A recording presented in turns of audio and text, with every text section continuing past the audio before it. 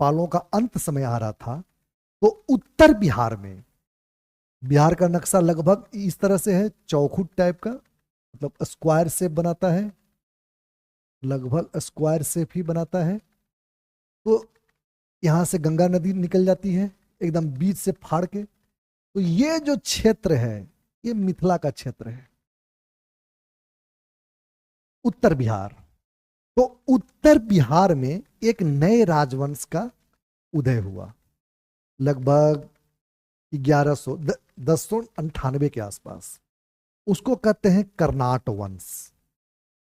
बहुत इंपॉर्टेंट नहीं है भारत के परिप्रेक्ष्य में, लेकिन बिहार की परीक्षाओं में बहुत ज्यादा पूछा जाता है, इसलिए आपके लिए इंपॉर्टेंट हो जाता है।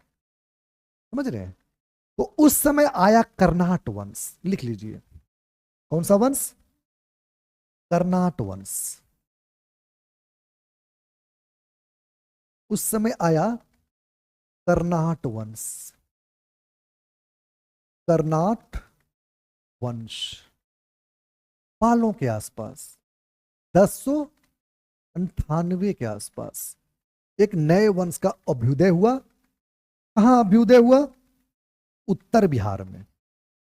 उत्तर बिहार में, उत्तर बिहार में, और खासकर कहा?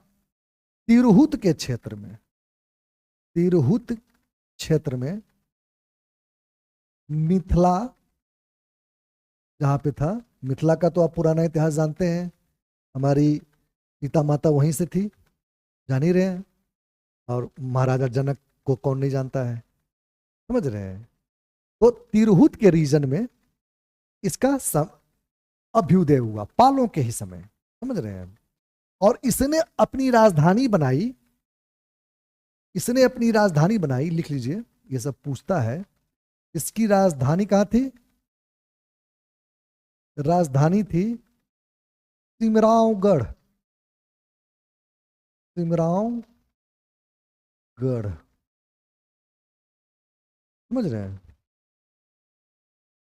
और इसके संस्थापक का नाम क्या था बताइए?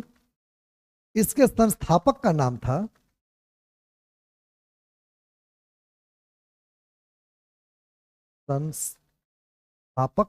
था नन्यदेव। भूलने वाली बात ही नहीं है, इस तरह का इनका नाम है, थोड़ा अलग तरीके का। नन्यदेव लिख लीजिए सब, धनाधन एकदम। नन्यदेव इनके संस्थापक का नाम था। इसके बाद आते हैं गंगदेव, लिखते जाइए। इसके बाद आते हैं गंगदेव। गंगदेव के बाद आते हैं कौन? बहुत ही जहां तक मैं आपको लाना चाह रहा था, नरसिंह देव। और ये फेमस है, नरसिंह देव। क्यों फेमस है? क्योंकि यही वो व्यक्ति हैं जिनके शासन काल में अटैक हुआ किसका? बख्तियार खिलजी का, जिसकी चर्चा हम कर रहे थे। आप कहेंगे सर अभी तो आप पाल बोले। पाल उस समय, मैंने कहा ना कि नॉर्थ बिहार में पालों को धकिया के ये लोग शासन किए, तो उस समय ये नॉर्थ बिहार में थे, उस क्षेत्र में। समझ रहे हैं? और इधर के क्षेत्र में कौन थे? पाल। ठीक। तो बख्तियार खिलजी का यहीं पे अटैक हुआ। और कुछ लोग ये भी कहते हैं कि नन्यदेव ने बख्तियार खिलजी को क्या दिया था? गिफ्ट किया था, नजराना भेजा था। समझ रहे हैं? कुछ लोगों का मानना है, कुछ इतिहासकारों का मानना है कि उन्होंने नजराना भेजा था ताकि वो बख्तियार खिलजी उधर नहीं चला जाए। अब क्या है सत्य, ये तो इतिहास के गर्त में है। इसके बाद एक बहुत फेमस राजा हुए राम सिंह देव।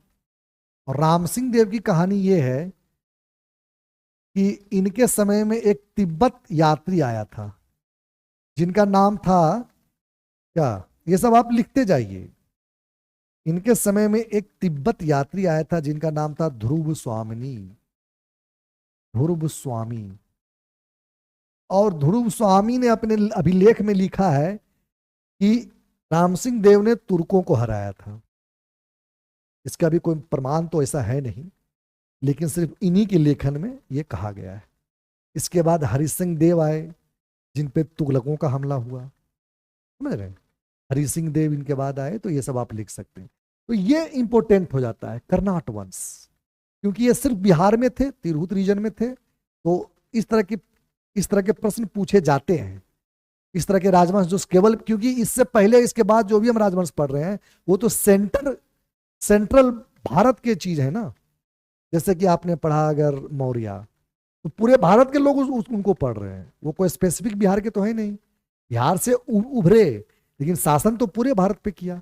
पाल को सब पढ़ते हैं, कण्व को सब पढ़ते हैं, लेकिन कर्नाट सिर्फ और सिर्फ बिहार वाले पढ़ेंगे, क्योंकि ये सिर्फ बिहार के एग्जाम में आता है। इनका अभ्युदय सिर्फ बिहार में हुआ, बिहार में सिमट के रह गए, समझ रहे? तो ये आपको याद रखना है।